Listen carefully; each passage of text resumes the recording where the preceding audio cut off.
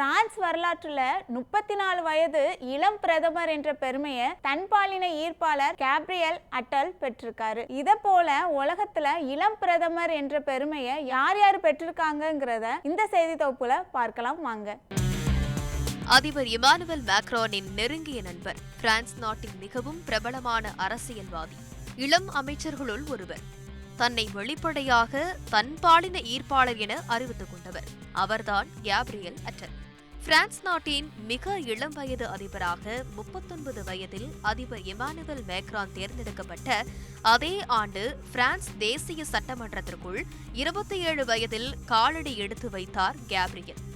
28 வயதில் ஜூனியர் கல்வி அமைச்சர், 30 வயதில் தேசிய செய்தி தொடர்பாளர், 32 வயதில் சீனியர் கல்வி அமைச்சர் என படிப்படியாக முன்னேறி இன்று 34 வயதில் பிரான்ஸ் நாட்டின் பிரதமர் பதவியை அலங்கரித்திருக்கிறார். இப்படி நாட்டின் தலைமை பதவிக்கு அனுபவமிக்க தலைவர்களே தேர்ந்தெடுக்கப்பட்டு வரும் உலகில் பலமுறை இளம் பிரதமர்களை கண்டிருக்கிறது உலகம். இளம் பிரதமர் என்றதும் 40 வயதில் இந்தியாவின் இளம் பிரதமராக தேர்ந்தெடுக்கப்பட்ட ராஜீவ்காந்தி, அண்மையில் 42 வயதில் இங்கிலாந்து பிரதமரான ரிஷி சுனக் போன்றோர்தான் முதலில் நம் நினைவுக்கு வரக்கூடும்.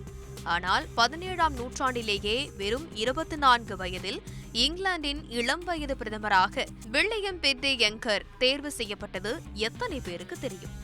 வில்லியம் கடந்த 1783ஆம் ஆண்டு இங்கிலாந்து பிரதமராக பதவியேற்றிருந்தார். கடந்த 2017ஆம் ஆண்டு ஆஸ்திரேலியா நாட்டின் மிக இளம் வயது பிரதமராக செபாஸ்டியன் குர்ஸ் 31 வயதில் பதவியேற்றார். போலந்து நாட்டின் மிக இளம் வயது பிரதமராக 32 வயதில் வால்டெம்பர் பாவ்லெக் கடந்த 1992ஆம் ஆண்டு பதவியேற்றார். கடந்த 2019ஆம் ஆண்டு பின்லாந்தின் இளம் வயது பிரதமர் என்ற பெருமையை பெற்றவர் சன்னா மரின். அப்போது அவருக்கு வயது 34. முன்னதாக அதே 2019ஆம் ஆண்டு யுக்ரைனின் மிக இளம் வயது பிரதமராக வலெக்சி ஹுன்சாருக் 35 வயதில் பொறுப்பேற்றார். அதற்கு முன்பு கடந்த 1998இல் ரஷ்யாவின் பிரதமராக 35 வயதான செர்ஜி கிரியென்கோ பதவி வகித்தார். 1991ஆம் ஆண்டு பல்கேரியாவின் மிக இளம் வயது பிரதமராக 36 வயதான பிலிப் டிமிட்ரோ பொறுப்பேற்றார். 2017இல் நியூசிலாந்தின் மிக இளம் வயது பிரதமராக ஜெசிந்தா ஆர்டென் பொறுப்பேற்று உலக அளவில் பெரிதும் கொண்டாடப்பட்ட பெண் ஆளுமையாக திகழ்ந்தார். பிரதமராக பதவியேற்ற போது ஜெசிந்தாவுக்கு வயது 37. இப்படி பலமுறை 40 வயதுக்கு உட்பட்ட பல இளம் பிரதமர்களை கண்டிருக்கிறது இந்த உலகம். மத்திய இடைக்கால பட்ஜெட்டில் கவனம் பெற இருக்கும் 5 செக்டார்கள் பற்றி ஒரு சிறிய தொகுப்பு. 2024 ஏப்ரலில் நடைபெற இருக்கும் நாடாளுமன்ற தேர்தலுக்கு அரசியல் கட்சிகள் தீவிரமாகி வருகின்றன. மத்தியில் ஆளும் பாஜகவும் அதிவேகம் காட்டுகிறது. கடந்த 5 மாநில தேர்தலில் பாஜகவுக்கு எதிராக எதிர்க்கட்சிகள் முன்வைத்த ஜாதிவாரி கணக்கெடுப்பு கோஷம் பிசுபிசுத்தது. அப்போதே பிரதமர் மோடி ஏழைகள், இளைஞர்கள், பெண்கள், விவசாயிகளே எனக்கான மிகப்பெரிய ஜாதி என்றார். இப்போது 2024 நாடாளுமன்ற தேர்தலில் அயோத்தி ராமர் கோவில் விவகாரத்தை பிரதானமாக பாஜக கையில் எடுத்தாலும் எதிர்க்கட்சிகளுக்கு செக் வைக்க தொடர்ச்சியாக ஏழைகள், இளைஞர்கள், பெண்கள், விவசாயிகள் என்ற கோஷத்தை முன்வைக்கிறார் பிரதமர் மோடி. இந்த சூழலில் வரும் பிப்ரவரி மாதம் தாக்கல் செய்யப்படவிருக்கும் இடைக்கால பட்ஜெட் மீது கவனம் திரும்பி இருக்கிறது.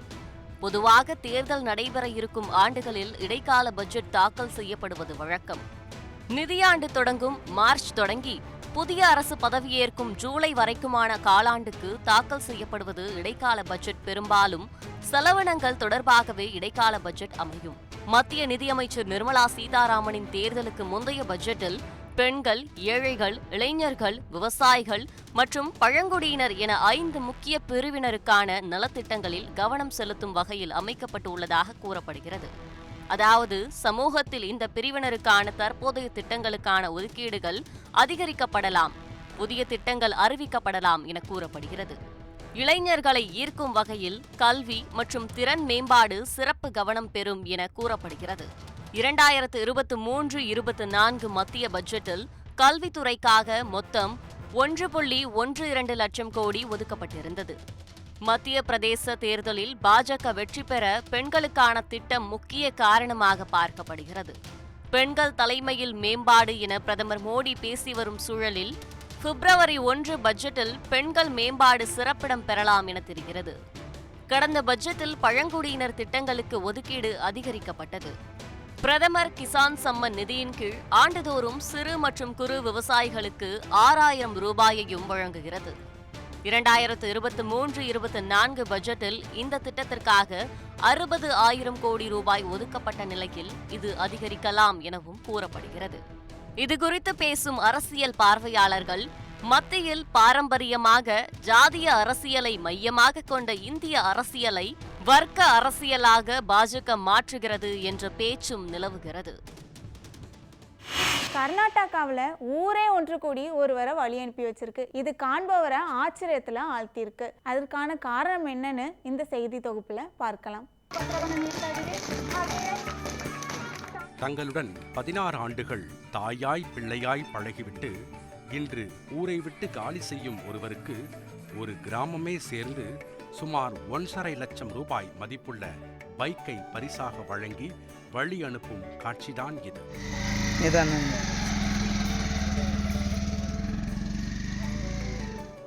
இதன் மூலம் எந்த அளவிற்கு அந்த நபர் அங்குள்ள மக்களின் இதயங்களை வென்றிருப்பார் என்பதை நம்மால் புரிந்து கொள்ள முடிகிறது. அது ஏன் குறிப்பாக பஜாஜ் பல்சர் 150 பைக் அவருக்கு பரிசாக வழங்க வேண்டும்? வேறு ஏதாவது பரிசு வழங்கி இருக்கலாம் அல்லவா? பைக்கை பார்த்ததோடு சரி, அதனை முன்ன பின்ன இவர்கள் பயன்படுத்தியதே கிடையாது. அப்படிப்பட்ட தங்களை அதே பைக் கொண்டு பல முறை காத்த இரட்சகன்தான் இந்த ஆசான் என்கின்றனர் இந்த கிராமத்து மக்கள். நாடு சுதந்திரமடைந்து இத்தனை ஆண்டுகாலம் ஆகியும் இன்னும் பல கிராமங்களில் மக்கள் வாழும் அதே போராட்ட வாழ்க்கைக்கு பழகி போனவர்கள்தான் கர்நாடகாவைச் சேர்ந்த இந்த வலூர் கிராம மக்கள். அவசர தேவைக்கு மருத்துவமனைக்கு செல்ல வேண்டுமானாலும் கூட நடந்தே 8 கிலோமீட்டர் பயணித்தாக வேண்டும். அப்படிப்பட்ட பின்தங்கிய தங்கள் கிராமத்தில் உள்ள அரசு பள்ளிக்கு ஆசிரியராக வந்த சந்தோஷ் கஞ்சன் தங்கள் குழந்தைகளுக்கு படிப்பு சொல்லிக் கொடுப்பது மட்டுமல்லாமல் ஊருக்கு ஒன்று என்றால் ஓடோடி வரும் நபராக இருந்துள்ளார். 16 ஆண்டுகளாக இதே ஊர் பள்ளியில் ஒற்றை நபராக பணியாற்றி வந்த சந்தோஷ் ஊர் மக்களின் தேவையை உணர்ந்து ஒரு பைக்கை வாங்கி அதனை ஊர் மக்களுக்கான போக்குவரத்து வாகனமாக மாற்றினார். யாருக்காவது அவசர தேவை என்றால் அந்த வாகனத்திலேயே அவர்களை அழைத்துச் செல்வதும் கூட்டி வருவதுமாக அவர் ஆற்றிய சேவை ஊர் மக்களிடம் அவரை இன்னும் நெருக்கமாக கொண்டு சேர்த்தது. ஆனால் இன்றோ பணியிட மாறுதல் காரணமாக ஆசிரியர் சந்தோஷ் தங்களை விட்டு பிரியும் நிலை ஏற்பட்டது. இவ்வளவு ஆண்டுகளாக தங்கள் நலன் மீது அக்கறை கொண்டிருந்த நபரையும் அவர் செய்த உதவியையும் மறக்காத ஊர் மக்கள் தங்களின் ஞாபகார்த்தமாக இன்று அவருக்கு பைக் வாங்கி கொடுத்து வழி அனுப்பிய நிகழ்ச்சி சம்பவம் காண்போரை ஆச்சரியத்துடன் பாராட்ட வைத்துள்ளது. தந்தி டிவி செய்திகளுக்காக பெங்களூருவில் இருந்து செய்தியாளர் பாரதி ராஜா.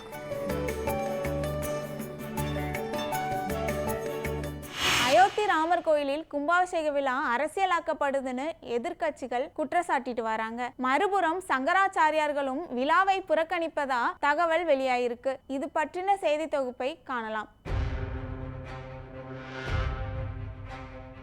இன்னும் 3 மாதங்களில் நாடாளுமன்ற தேர்தல் நடைபெற உள்ள நிலையில் இந்த மாதம் 22ஆம் தேதி அயோத்தி ராமர் கோவில் கும்பாபிஷேக விழா நடைபெற உள்ளது. 3 தளங்களில் அமைய உள்ள அயோத்தி ராமர் கோவிலில் தரைத்தளத்திற்கான கட்டுமான பணிகள் மட்டும் தற்போது முடிவடைந்துள்ளது. முதல் மற்றும் 2ஆம் தளத்திற்கான கட்டுமான பணிகள் இந்த ஆண்டு இறுதிக்குள் நிறைவடையும் என்று தெரிவிக்கப்பட்டுள்ளது. இந்நிலையில் தேர்தலை முன்வைத்தே வாக்குகளை ஈர்ப்பதற்காக முழுமையாக கட்டி முடிக்கப்படாத நிலையில் அயோத்தி ராமர் கோவில் கும்பாபிஷேக விழாவை நடத்த RSS மற்றும் பாஜக திட்டமிட்டிருப்பதாக காங்கிரஸ் உள்ளிட்ட எதிர்க்கட்சிகள் குற்றம் சாட்டி வருகின்றன. மேலும் காங்கிரஸ், மார்க்சிஸ்ட் கம்யூனிஸ்ட், சமாஜ்வாதி உள்ளிட்ட கட்சிகள் ராமர் கோவில் கும்பாபிஷேக விழாவிற்கான அழைப்பை புறக்கணிப்பதாக அறிவித்துள்ளன. இது ஒருபுறம் இருக்க, ராமர் கோவில் திறப்பு விழா சைவம் வைணவம் குறித்த சர்ச்சையையும் ஏற்படுத்தியுள்ளது. ராமர் கோவிலில் சிலையை தொட்டு பிரதமர் மோடி பிரதிஷ்டை செய்யும் பொழுது அங்கு தம்மை போன்ற மதகுருக்கள் கைகட்டி நிற்க வேண்டுமா என்று பூரி சங்கராச்சாரியார் சுவாமி நிச்சலானந்த சரஸ்வதி கேள்வி எழுப்பியது சர்ச்சையானது. இந்நிலையில் அரசியல் லாபத்திற்காக முழுமையாக கட்டி முடிக்கப்படாத கோவிலில் கும்பாபிஷேக விழா நடத்துவது தவறு என்று உத்தரகண்ட் சங்கராச்சாரியார் சுவாமி அவி முக்தீஸ்வரானந்த் சரஸ்வதி தெரிவித்துள்ளார்.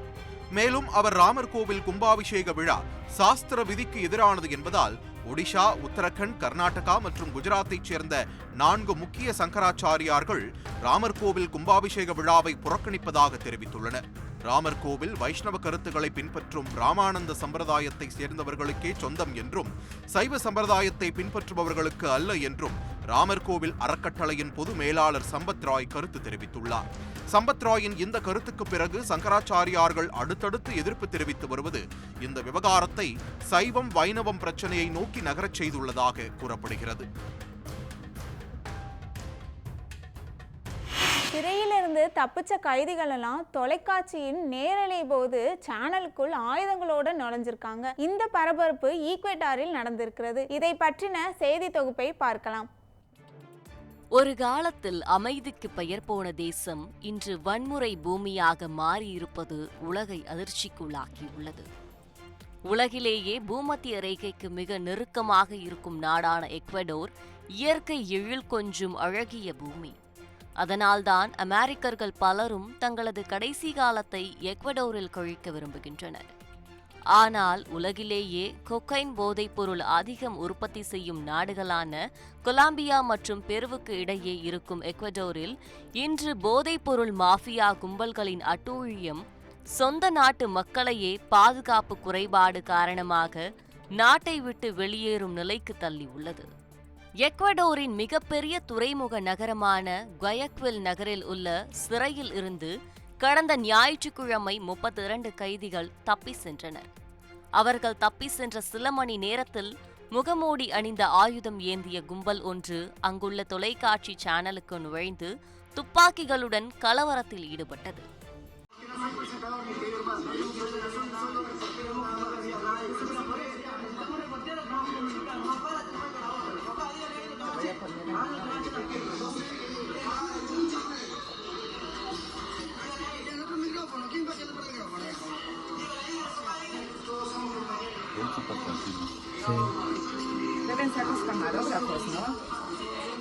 இந்த கலவரத்தில் 8 பொதுமக்கள் மற்றும் 2 அதிகாரிகள் உயிரிழந்த நிலையில் கலவரத்தில் ஈடுபட்டதாக சந்தேகிக்கப்படும் 13 பேரை போலீசார் கைது செய்துள்ளனர்.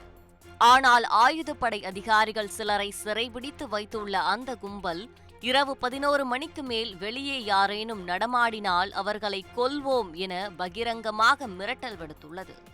இதனையடுத்து எக்வடோரில் 60 நாட்கள் அவசர நிலை பிரகடனப்படுத்தப்பட்டுள்ளது. மேலும் இரவு 11 மணி முதல் அதிகாலை 5 மணி வரை ஊரடங்கு உத்தரவு அமல்படுத்தப்பட்டுள்ளது.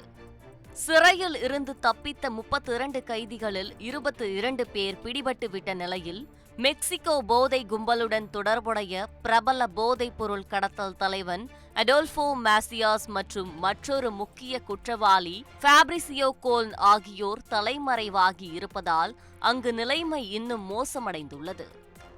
முன்னதாக ஞாயிறு அன்று மேசியாஸை வேறொரு சிறைக்கு மாற்ற அந்நாட்டு அரசு திட்டமிட்டு இருந்த நிலையில் அன்றைய தினமே மேசியாஸ் சிறையில் இருந்து தப்பியிருக்கிறார். இந்த நிலையில் 20 பிரபல போதைப் பொருள் கும்பல்களை தீவிரவாத கும்பலாக அறிவித்த அந்நாட்டு பிரதமர் டேனியல் நோபோவா மாஃபியா கும்பல்களை கட்டுப்படுத்த இராணுவத்திற்கு உத்தரவிட்டுள்ளார். இந்த விவகாரத்தில் எக்வடோருக்கு தேவையான உதவியை வழங்க தயாராக இருப்பதாக அமெரிக்கா அறிவித்துள்ள நிலையில் அரசுக்கே சவால் விட்டு வரும் போதைப் பொருள் கும்பல்களுக்கு எதிரான தீவிர நடவடிக்கை எடுத்தே ஆக வேண்டிய கட்டாயத்தில் இருக்கிறது எக்வடோர் அரசு. செய்திகளை உடனுக்குடன் தெரிந்து கொள்ள உடனே சப்ஸ்கிரைப் பண்ணுங்க.